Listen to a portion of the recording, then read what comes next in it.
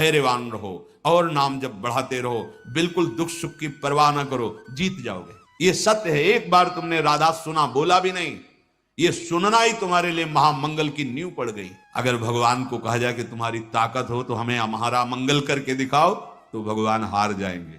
भगवान मंगल भवन है, वो अमंगल कर ही नहीं सकते।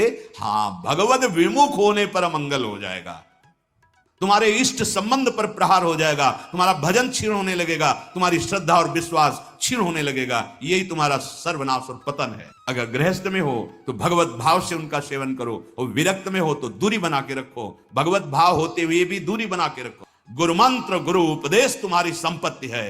भगवत आश्रय लिया है, जहां दिखाई दे खटपट वहां से निकल पड़े झटपट। राधा राधा राधा, भगवत आश्रय। बैंक बैलेंस का आश्रय नहीं, बिल्डिंग का आश्रय नहीं, भोजन का आश्रय नहीं, एकमात्र गुरुदेव के मंत्र उपदेश का आश्रय। रुपए पैसे से प्रचार जो किया जाता है वो हवा में उड़ जाता है। जो जीवनी शक्ति को झोंक दिया जाता है गुरु आज्ञा पर, तो त्रिभुवन में प्रकाशित हो जाता है। बिस्तरे सब जग विमल कीरति, साधु संगति ना टरे, बास वृंदा विपिन पावे श्री राधिका। इसमें कोई डोनेशन काम नहीं कर। भगवान तुम्हारा हर समय मंगल विधान रचे हुए हैं। उनके हर विधान में बड़ा प्रेम उनका छुपा हुआ है, अहेतुकी कृपा छुपी हुई है। उनकी दया सब पर है, सब पर मोरी बराबर दाया, भगवान कहते हैं। तो अनुभव में क्यों नहीं आती? तो दया का उल्टा करो, याद। तुम अभी संसार के भोगों की याद में हो, प्रभु से विमुख हो, और वो कृपालु तुम पर कृपा कर रहा है, तुम्हें अनुभव में नहीं आ रहा। अब तुम स्मृति में आओ, भगवान की याद करो, उनके नाम की, उनकी रूप की, उनकी लीला की, उनकी धाम की स्मृति जागृत करो। तुम्हें दिखाई देगा कि भगवान की प्रतिपग हमारे ऊपर एक एक कदम पे कितनी संभाल, कितनी दया, कितना दुलार है। वो सर्वशक्तिमान, वो सर्वज्ञ, वो नित्य निर्भ्रांत है। उनको कोई संशय थोड़ी है कि अरे बड़ी भूल हो गई, हमको ये करना चाहिए था आपके लिए, पर भूल से हमने ये विधान कर दिया। वो निर्भ्रांत हैं। उनका जो कुछ भी विधान तुम्हारे लिए है बड़ी मंगलमयी, भगवान की रचना से आया है विधान तुम्हारा मंगल करने। तुम्हारी इच्छा के विपरीत हो सकता है, क्योंकि तुम ना तो सर्वज्ञ हो और ना दूर दृष्टि वाले हो। तुम माया दृष्टि से, शरीर भाव से ऐसी इच्छा करते हो कि ये हो जाए तो हमारा मंगल हो जाएगा, पर भगवान सर्वज्ञ हैं, दूर दृष्टि, परिणाम दृष्टि को जानते हैं। आप भगवान को अपना माना है और आप उनसे मांग की है, वो देख रहे हैं कि ये मांग इसको हमसे विमुख कर देगी, वो नहीं देंगे, वो विपरीत परिस्थिति पैदा कर देंगे। जब आपका कपड़ा गंदा हो जाता है तो आप उसे साफ करते हैं ना, ऐसा तो नहीं कि पानी में डाला निकाल दिया हो गया, नहीं, उसको रगड़ते हैं जहां दाग लगता है, उसमें पदार्थ डालते हैं जिससे दाग छूटे। तो अंतःकरण जब ताप से युक्त होता है तो पाप नष्ट होते हैं। जब आप भजन करोगे गंदे आचरणों को छोड़ के, तो पहले ताप प्रकट होगा जो अंदर के पापों को अनर्थ निवृत्ति करता है। उस समय सत्संग की आवश्यकता है। धैर्यवान रहो और नाम जब बढ़ाते रहो, बिल्कुल दुख सुख की परवाह ना करो, जीत जाओगे। पर वो अज्ञानी जीव समझता है कि 4 दिन हम ऐसा कर ले तो, वैसे वो 4 दिन भी व्यर्थ नहीं जाएंगे, तुम्हारे जीवन का बहुत बड़ा मंगल विधान करेंगे, पर वर्तमान में तुम्हें अनुभव में नहीं आएगा। जैसे बहुत दिनों का भूखा 4 कवल खवाकर छोड़ दो, यद्यपि उसके प्राण पोषण का काम करेंगे, पर उसकी भूख नहीं मिटेगी। कल्याण के स्वरूप भगवान जानते हैं कि तुम्हारे लिए विधान क्या है, सच्ची मानिए। वो जो भी कर रहे हैं बहुत कृपा करके, कम हमारे जो दंड मिलना चाहिए बहुत कम करके भुगता के हमें निर्मल कर रहे हैं। हम आरोप ना करें, एक भी कोई ऐसी चेष्टा नहीं जिसका तुम्हें फल ना मिले, एक भी चेष्टा। और तुमने कितनी कुछ चेष्टाएं की है, और तुम्हें वृंदावन आने को मिला, तुम्हें सत्संग सुनने को मिला, तुम्हें राधा नाम जपने की प्रेरणा मिली। ये तुम्हारे कर्म का फल नहीं है, श्री जी की कृपा है। श्री राधिका कृपा बिनु सबके मनन अगम्य, ये सत्य है। एक बार तुमने राधा सुना, बोला भी नहीं, ये सुनना ही तुम्हारे लिए महामंगल की नींव पड़ गई। जब परिणाम आएगा तब देख लेना। अभी आप वर्तमान में आनंदित हो जाएं, इसके लिए निरंतर राधा राधा राधा। और पूर्व जो रच चुका है हमारे लिए शरीर के साथ सुख दुख विधान, उसको सह जाओ, बहुत कम में आएगा और सहने की सामर्थ्य भी मिलेगी और आगे परमानंद है। अभी आप पापाचरण कर रहे हैं, बड़ा सुख अनुकूलता चल रही, भूलो मत भूलो मत। तुम्हारे पुण्य नष्ट किए जा रहे हैं तुम्हें महान दुख प्रदान करने के लिए। पाप कर्म करते हुए सुखी और फूल रहे हो, वो पुण्य नष्ट हो रहे हैं। पाप नया तैयार हो रहा है, पुराना तो स्टॉक है ही। जब दोनों का संयोग होगा तब तुम्हें पता चलेगा। इसलिए वर्तमान की परिस्थिति को भजन से मत नापो। तुमसे भूल हो सकती है, भगवान से नहीं, वो सर्वज्ञ हैं। तुम अपना मंगल जो सोच रहे हो अमंगल हो सकता है, भगवान जो तुम्हारा मंगल सोच रहे हैं उससे नहीं। विश्वास करो, भगवान कभी, पूज्य राधा बाबा के शब्दों में, कि भगवान की ताकत ही नहीं कि वो अमंगल कर सके। जैसे सूर्य की ताकत ही नहीं कि अंधेरा कर सके। भाई सूर्य भगवान विराजमान, दिखाओ अंधेरा, तो कहेंगे हम जाएंगे तभी अंधेरा होगा, हमारे सामने तो अंधेरा हो नहीं सकता। तो भगवत विमुख का अमंगल हो सकता है, भगवत सन्मुख हो तो भगवान की भी ताकत नहीं कि अमंगल कर दें। नहीं बोले भगवान मार सकते हैं, तो जिनको भगवान ने ऐसी लीला की उनको वो पद मिला जो मुनि जनों को मिलता है। बड़े बड़े साधन परायण तपस्वी मुनि जिस पद की आकांक्षा करते हैं, भगवान ने जिनके साथ ये उद्धार लीला की, वो मुनिजन वांछित परम पद को प्राप्त हुए। भला अमंगल कर पाए? भगवान अमंगल नहीं कर सकते। अगर भगवान को कहा जाए कि तुम्हारी ताकत हो तो हमें हमारा मंगल करके दिखाओ, तो भगवान हार जाएंगे। भगवान मंगल भवन है, वो अमंगल कर ही नहीं सकते। हां, भगवत विमुख होने पर अमंगल हो जाएगा। तो तुम उपासक हो, भगवान की असीम शक्ति है, उस असीम शक्ति में सब कुछ सहज में करने की सामर्थ्य है, पर वो तुम्हारी इच्छा के अनुसार नहीं कर रहे। इसका मतलब भगवान की मंगलमयी इच्छा हमारे ऊपर लागू हो गई। अब हमें भगवत प्राप्ति में कोई संशय नहीं। अर्थात उपासक को एक तो इच्छा ही नहीं करनी चाहिए, अगर इच्छा है तो भगवान के सामने रखकर छोड़ देना चाहिए। आप जो आपको भावे सो करो। आप स्वतंत्र हो, आपको लगे कि इस इच्छा पूर्ति से मंगल होगा तो आप कर दो, और आपको लगे कि नहीं होगा तो आप कभी मत करना, ये छूट दे दो। नहीं, ये छूट इसलिए कि तुम्हारी श्रद्धा और विश्वास डगमगाएगा नहीं। भगवान की सर्वज्ञता, सर्वशक्ति, सौहार्दता, मंगलमयता पर तुम विश्वास करो। अपनी स्वतंत्र इच्छाओं से कभी तुम मंगल स्वरूप को प्राप्त नहीं हो सकते। प्रभु की अहेतुकी कृपा, प्रीति, सौहार्द, सर्वज्ञता आदि पर विश्वास करके तुम जब अपनी इच्छा को प्रभु के चरणों में समर्पित कर देते हो और वो इच्छा जब पूर्ति नहीं होती और आप विचलित होते हो, तो भगवान कृपा करके सत्संग दिलवा देते हैं। पक्का मानना, सत्संग मिला, भगवान ने हमको चयन कर लिया अपने पास बुलाने के लिए। पूरी सृष्टि में हम पर कृपा हो गई, इतने अनंत जीवों में से मुझे निकाल लिया। कितना प्यार करते हैं प्रभु। मुझे सतमार्ग मिल गया, संत संग मिला, मनो सब कुछ प्राप्त हो गया। पर फिर सावधान, संत संग कैसे? संतों का संग जो हमें भगवत कृपा से मिलता है, वो सत्संग जो सत्संग मात्र से भगवत प्राप्ति। बड़े भाग पाइब सत्संगा बिना ही प्रयास होई भवभंगा। बिना प्रयास ही हमारे संसार बंधन का नाश करने वाला सत्संग। तो कल बताया गया था वो कैसे होते हैं साधुजन।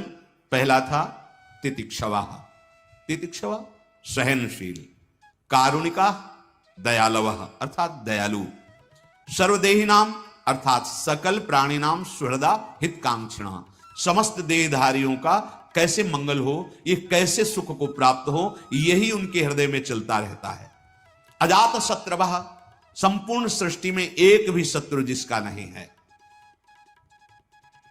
ना जातो शत्रुवो येषां ते तथा अजात शत्रवः, पैदा ही नहीं हुआ जिनका शत्रु, अर्थात किसी से द्वेष नहीं। अद्वेष्टा सर्वभूतानाम मैत्रः करुणैव च, सबसे मित्रता का भाव, सबसे करुणा का भाव, किसी पर दोष दर्शन नहीं, किसी से द्वेष नहीं, अजात शत्रवा साधवा साधुभूषणा, ये परम सुशीतल शीलवान साधुता के लक्षणों को धारण करने वाले, मानो साधुता ही उनका आभूषण है, ऐसे संत जन। मई अनन्य भावेन भक्तिम कुर्वन्ति ये दृढ़ाम। मई अनन्य अर्थात एकाग्रेण निष्कामेन कर्मणा मनसा अंतःकरणेन दृढ़ाम भक्तिम कुर्वन्तु। शरीर से, मन से, वाणी से एकमात्र अपने आराध्य देव का आश्रय, एक भरोसो, एक बल, एक आस विश्वास, सब हमारे भगवान के स्वरूप है। पर हम जिनकी उपासना, जिस नाम की, जिस रूप की, उसमें अनन्य भाव। मई अनन्य भावेन, एक अनन्य भक्ति का स्वरूप है। ये अगर नहीं होगा तो आगे वाला अनन्य भाव नहीं आएगा। पहला स्वरूप है सो अनन्य गति जाके असमति न टरे हनुमंत, मैं सेवक सचराचर रूप स्वामी भगवंत। ये बहुत जरूरी है। साहब मेरे प्रभु, सच्ची सच्ची मेरे प्रभु ही है। छुपा छुपी का खेल खेल रहे हैं, बाहर ही नहीं अंदर ही छुपे हैं। ढूंढ रहे हो बाहर, छुपे अंदर हैं। अंदर अपने देखो और सबके देखो, ये पर्दा हट जाएगा। इसके बाद की जो अनन्यता आती है, दूरे सृष्टि आदि वार्ता, इस पहली अनन्यता से सृष्टि वार्ता खत्म, क्योंकि सब में मेरा प्रभु समाया है। अब जो प्रभु का नाम रूप गुरुदेव ने दिया, उसमें अत्यंत आसक्ति, अब और कुछ सुहाई नहीं देता। और कछु न सुहाए तिनको, जुगल सेवा सुख पगी, श्यामा श्याम के सुख। मई अनन्य भावेन भक्तिम कुर्वन्ति ये दृढ़ा, अर्थात मत्कृते मदर्थम त्यक्त कर्माणः त्यक्तानि कर्माणि येस्ते त्यक्त कर्माणः।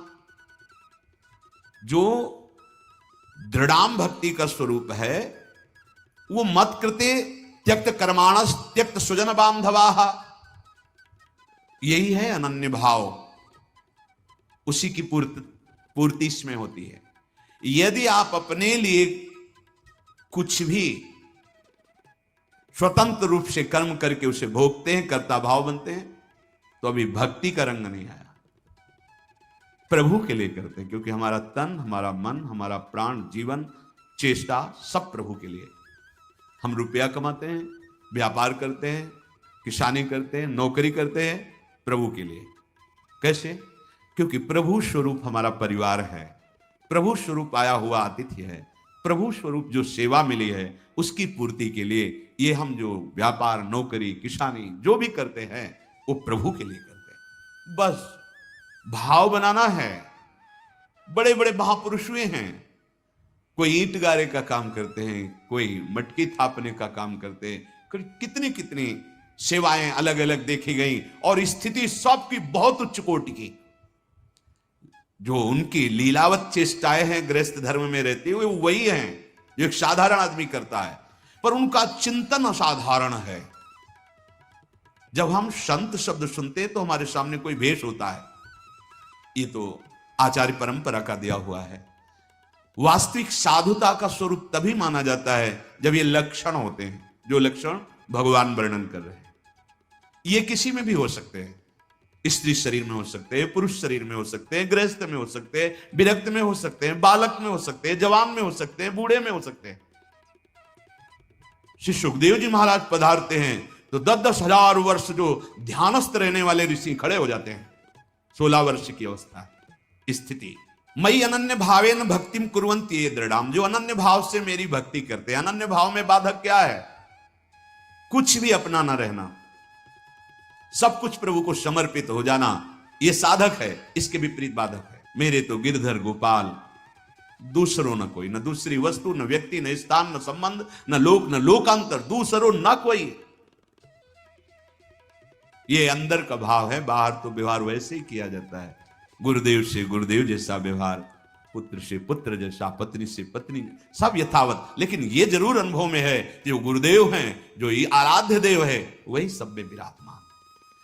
ये बात अनुभव की कह रहा हूं। अगर कहीं पूरी सृष्टि में तुम द्वेष करोगे, अपराध करोगे, तो तुम्हारे गुरु संबंध पर प्रहार हो जाएगा। देख लेना, तुम्हारे इष्ट संबंध पर प्रहार हो जाएगा, तुम्हारा भजन क्षीण होने लगेगा, तुम्हारी श्रद्धा और विश्वास क्षीण होने लगेगा। यही तुम्हारा सर्वनाश और पतन है। ये नहीं कि गुरु से तो हम अभद्र व्यवहार नहीं कर, किसी भी संत वैष्णव, किसी भी जीव से आपका अभद्र व्यवहार आपके आराध्य देव गुरुदेव के संबंध पर प्रहार करेगा।